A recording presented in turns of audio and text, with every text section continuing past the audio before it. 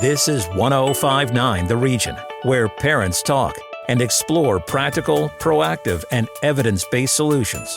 This is Where Parents Talk with Lianne Castelino. Hello, and thanks for joining us for this edition of Where Parents Talk. I'm your host, Lianne Castelino. Every week, we try to share some science and lived experience from parenting thought leaders on a range of topics about raising kids today. Our guest today has spent the better part of her 25-year professional career working with teens and youth in educational settings. She's been a high school teacher, an assistant director of college admission, an educational consultant, and an author of multiple books. Cynthia Muchnick is also a mother of 4, including 2 teens. She is widely hailed for her expertise with helping students navigate the college admission process. That also happens to be the impetus for her latest book, co-authored with Jen Curtis, called The Parent Compass: Navigating Your Teen's Wellness and Academic Journey in Today's Competitive World. Cynthia Muchnick joins us today from just outside San Francisco. Welcome and thanks for being here. Thank you, Lianne, for inviting me on the show. You have been and are fully entrenched, deeply immersed in the whole world of tweens and teens, both professionally and personally. And you've been for some time. So what is it about this age group in particular that is of such interest to you? First of all, it's such a good question. I have devoted my career and obviously child rearing to parenting teens, but the career part has been the fact that I think teens are the most exciting, wonderful stage of life. There's lots of them. I'm only, in my 50s, but I know I have more ahead. But I feel like these are the years when these young children become young adults and start to spread their wings and start to formulate a lot of their own opinions. And that sometimes results in pushback, and the press gives them a bad rap of negativity. And I just think teenagers are amazing. So I've worked with them in college admissions. I've taught them. I've done test prep with them. I've helped them on their middle school and high school journeys. And I couldn't wait for my children to become teenagers. I will be honest with you. I was not a very good newborn mom. I wasn't very well equipped. I'm the youngest in my family, so I was always the one being babysat, not babysitting others. And I know that being a parent is not babysitting, but it took me a while to get comfortable and feel comfortable in my parenting wings. And once they became tweens and teens, it just felt natural. It felt like, oh, I know how to do this. I've worked with this group for so many years, and I just feel like they need more advocacy out there from us. They are going through a lot, and our world is getting more and more challenging and complicated. And I've loved it, and I've enjoyed having teens myself. So there you have it.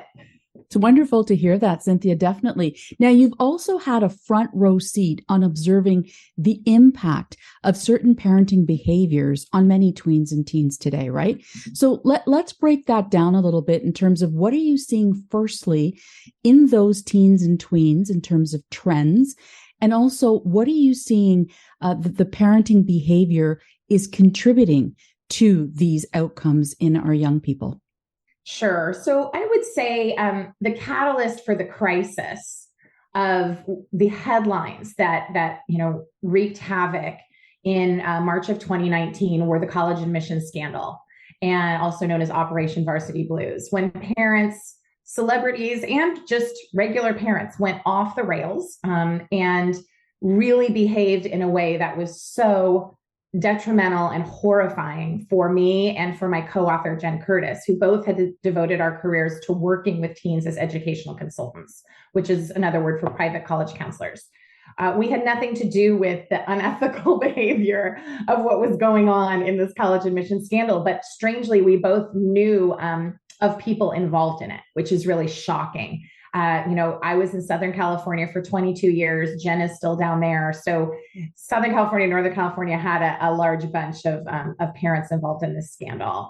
And the backlash and the result on how it impacted their kids and really how it reverberated across the country. The message it was giving teens was that parents didn't feel they were good enough, that they could do it on their own, that they could be successful without parents, going so extreme to break the law, et cetera. Now, the way that translated to what we were doing is Jen and I were seeing students for many, many years, and Jen still is. I am kind of retired in that department.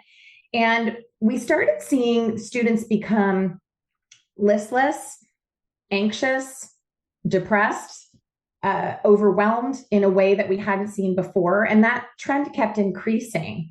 And what we found is there was this direct correlation between how they were parented that also contributed to that behavior. Now, it doesn't mean that it was the cause, but I think that so many of the things parents were doing were adding more complexity and more intensity to these teens' lives. And so we wrote the Parent Compass really as an antidote to that, really as an effort to be an etiquette guide for parents in these very tenuous tween and teen years. And we found that there were also students that were thriving and doing beautifully and navigating and figuring out kind of how to master in their own worlds, middle school and high school. And we often would ask those kids, what's going on that's making things just seem so smooth? And are they really so smooth? And Jen tells this wonderful story in our book about asking her kind of one of her most favorite students she ever worked with, who seemed to just kind of have it all together and be a really good, kind kid with a good head on her shoulders. And she said to Jen that her parents made her do hard things. Her parents made her navigate. And what's happened is we've seen this flip probably over the last decade, where parents are micromanaging, fixing, controlling, and really dictating every step of their teens' lives to the detriment of their teens. So the book really is an effort to remedy that and hold a mirror up to parents and say, look, your bad behavior should really stop for the sake of your kids. And the strangest thing of all we discovered is all this bad behavior, most of it was coming from a place of love, a place where a parent feels, I can be helpful by fixing, I can be helpful by, helicoptering and being involved. And I'm showing my love to my child, but you're smothering your child at the same time and not allowing them to do those important things like self-advocate, fail, learn how discomfort feels, all of those things that we want them to be equipped with for when they do launch out into the real world. Our guest is Cynthia Muchnick, educational consultant, author, and mother of 4. Given your background in education and specifically with the college admissions process, was there anything specific that struck you about the Varsity Blues scandal as you watched it unfold in the headlines?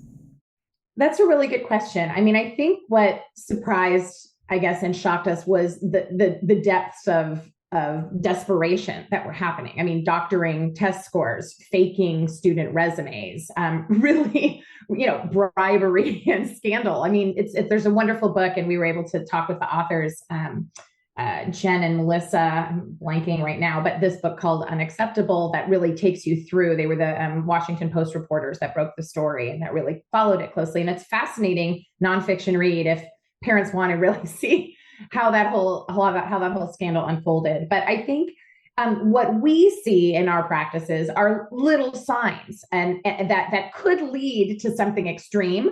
But hopefully that shockwave, limited it. I think some families must have taken a big breath or sigh of relief, because apparently this scandalous college counselor worked with like 750 families. Doesn't mean they were all doing illegal things, but I think that was just the tip of the iceberg that we kind of saw.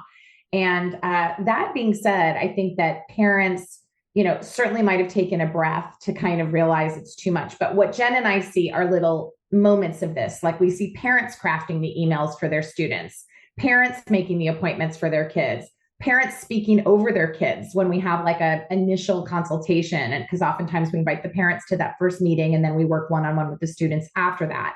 So this sense that the kids can't speak for themselves or think for themselves or choose their classes or choose their activities, it's like the kids are becoming this little robot to their parents.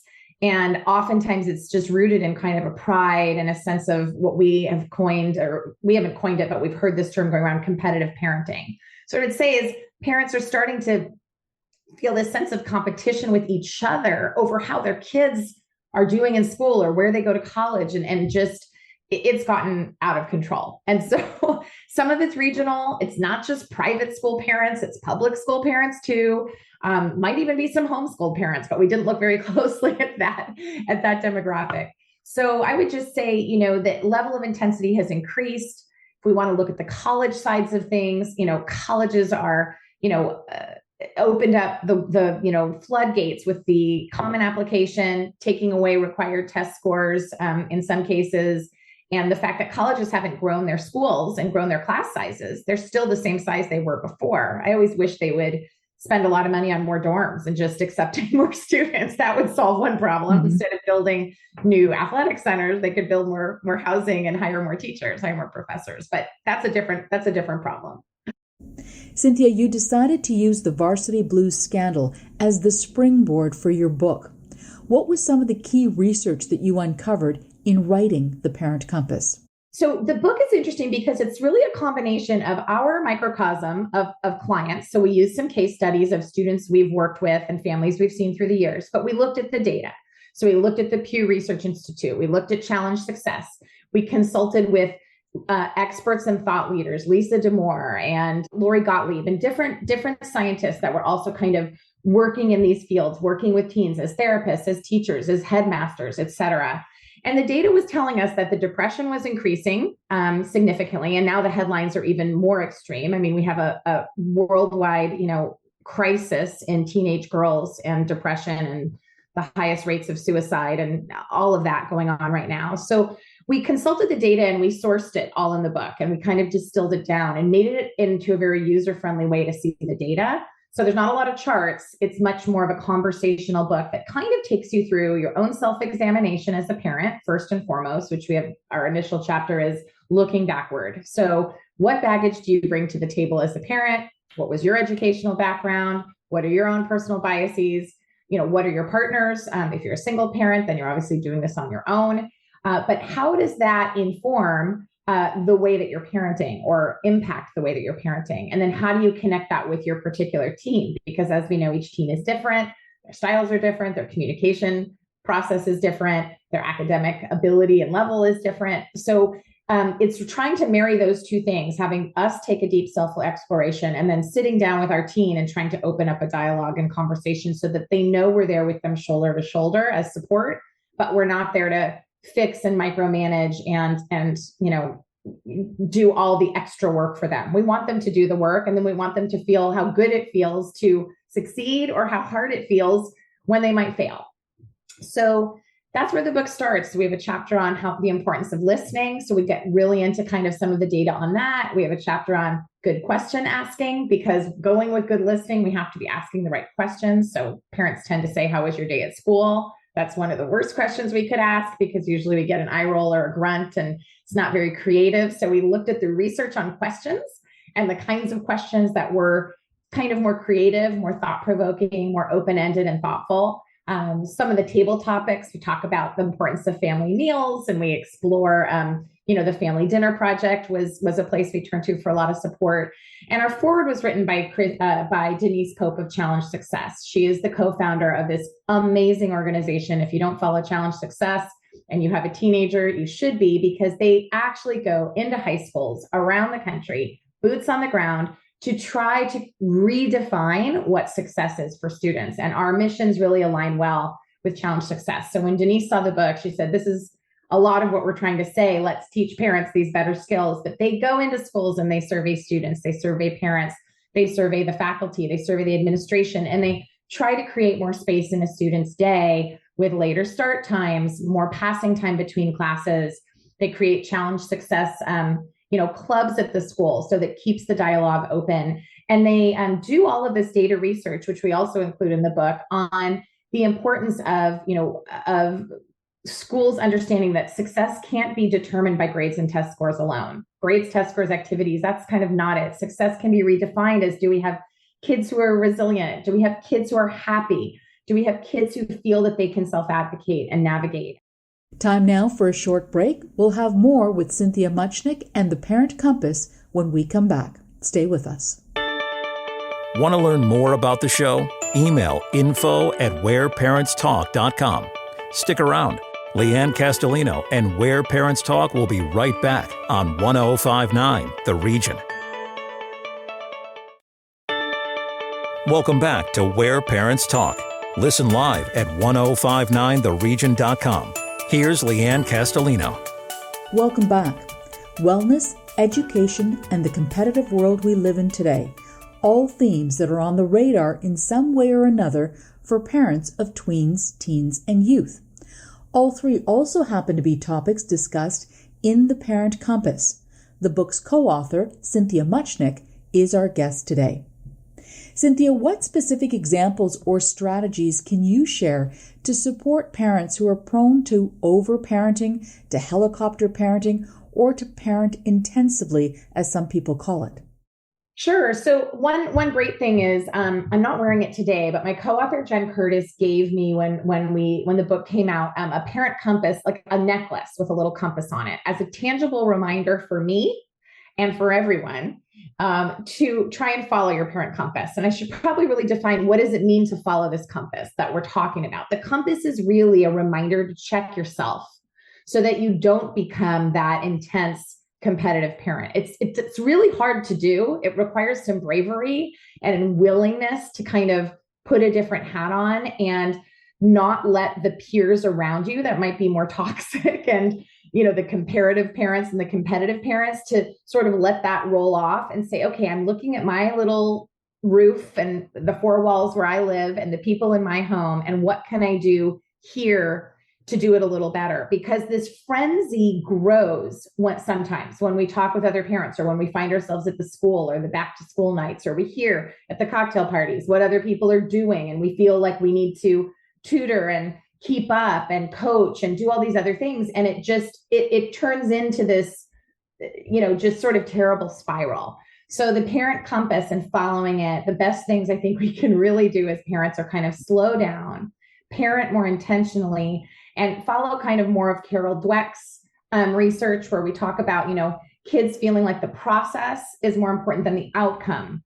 And college is not a prize to be won at all. It's just a place that you're going at a stage in your life. It's a match to be made, not a prize to be won. And I think that, we tend to kind of look at the destination as we have to go from here to here to here in this direct way. And here are the steps we need to take to go there. And I think as adults, we know that it's not a direct way. It's curvy and circuitous. And we have had different careers and different paths that we've taken that bring us into new directions. And so I guess, if I had a silver bullet for every parent who was like, tell me what we're supposed to do to look good for college. And I say that in quotes because that's what people are sort of seem to be going after, this sense that there's this ranking system. And we have a chapter on, avoiding rankings and not following the US News and World Report, freak out, and really understanding, what it is that your kid might want in this next journey. So tangible things might be anytime you go on a family vacation,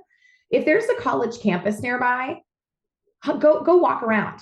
Feel what it feels like with your teen or tween, and show them what this environment is that they're, I guess, apparently working towards if college is in their future, so that they have a sense that, oh, these are just kind of regular, real people, and they've done whatever they've done, and they seem to be having a pretty good time here. Read the student newspaper, go by the coffee house, ask students along the way, not just your tour guide who, is kind of also hired by the admissions office to kind of sell the school to you, but talk to students and don't be afraid and be shy to kind of go up to them. So I think that's one great thing. And you can start that at any age.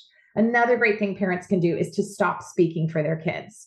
That means with teacher relationships, at the doctor's office, at a restaurant, let your kids order their own food. Let your kids make their own appointments. Let your kids advocate to their teachers. And doesn't mean you can't role play with them. Doesn't mean you can't, have conversations to help them plan or check in afterwards. But you shouldn't be picking up the phone or sending an email from your email account to their teachers pretty much from high school on. But even in middle school, these kids are really ready to start doing this on their own. It's a little tricky because you still have those parent-teacher conferences sometimes through middle school. So you're still involved, but you should be viewing yourself as a consultant. You should not be viewing yourself as a manager. And that's Mike Riera's research, who's written some wonderful books on parenting teens and has been a headmaster for 20 plus years of a high school in Southern California. And his view is, you should get fired as the manager by about middle school, which is a hard feeling, right? Because from birth till middle school, we have driven them everywhere. We've clothed them, we've fed them, we've, done all these things for them, but it's time for them to start doing it themselves. So get fired and then hope that you get hired by your kid as a consultant where you can be in the passenger seat and not the driver's seat. And I will tell you, it's amazing what it does for your relationship with your teen.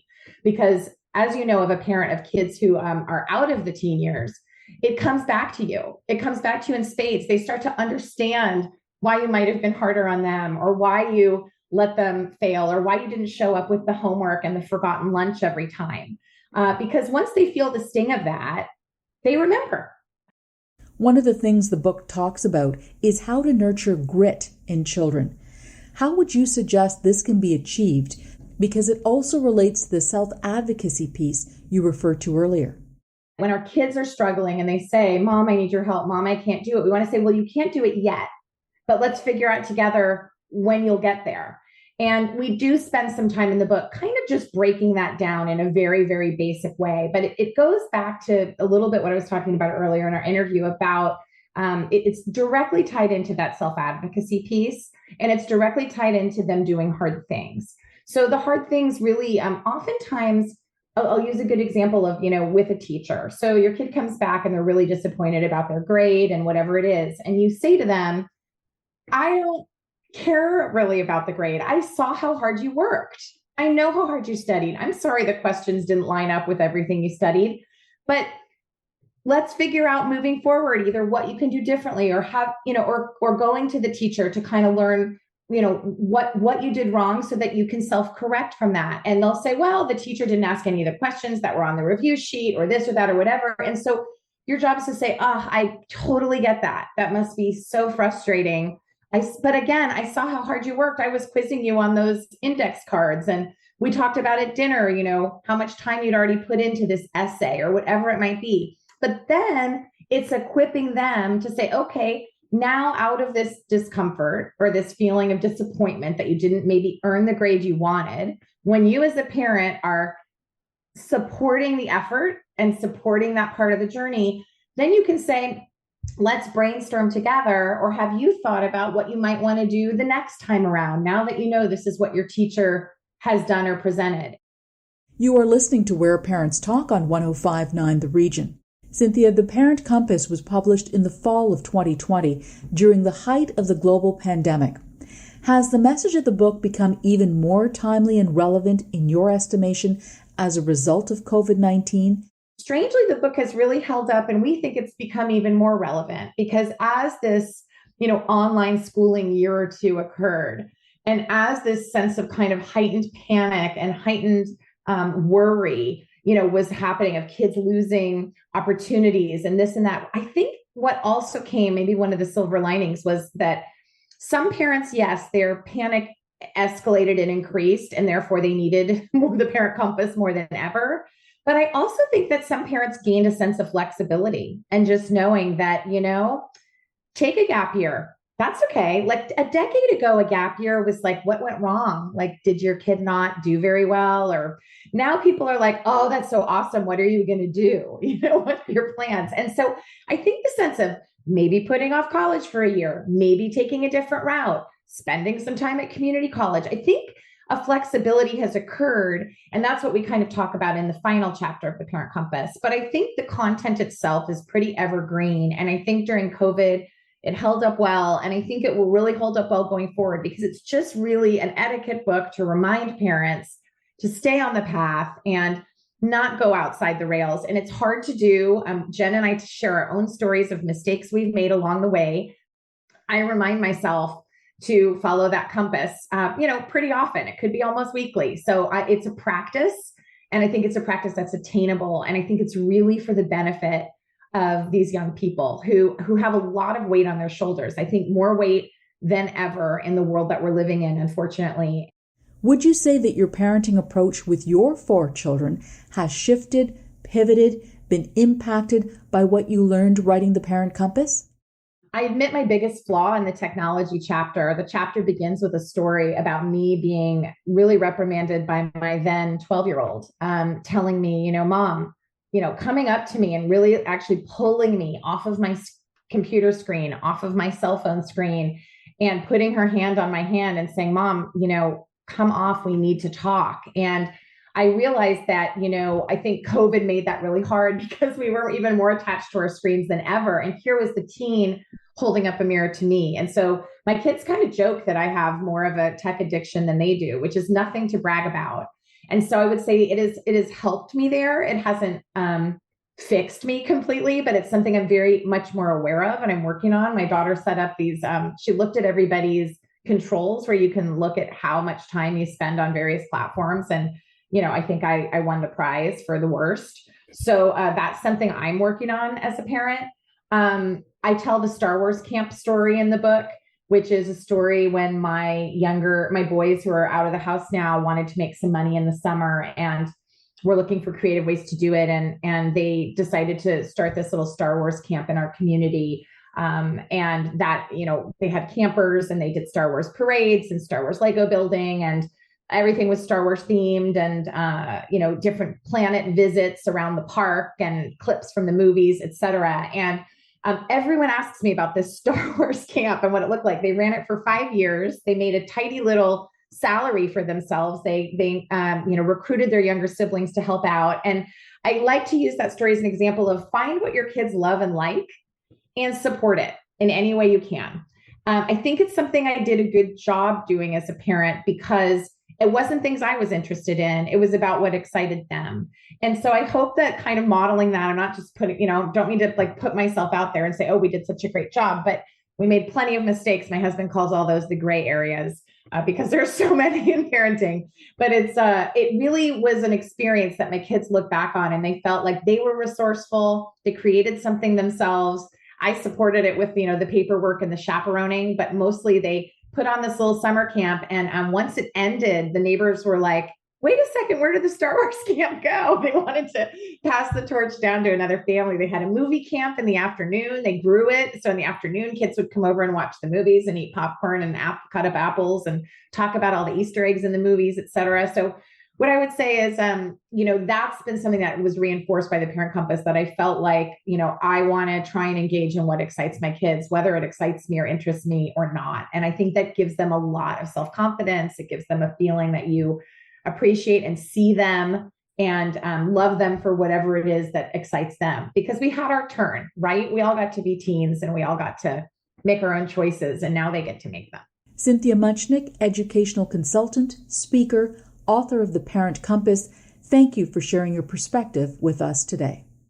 Thank you so much for hosting me. It's been a pleasure, and your questions were great. I really enjoyed it. And I hope people will follow us on Instagram at Parent Compass or our website at www.parentcompassbook.com or any of the other channels where they might find us or find the book.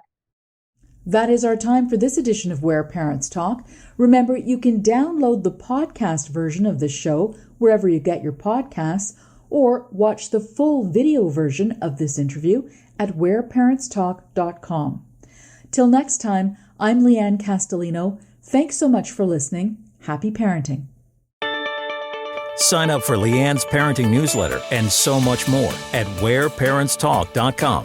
This is Where Parents Talk on 105.9 The Region.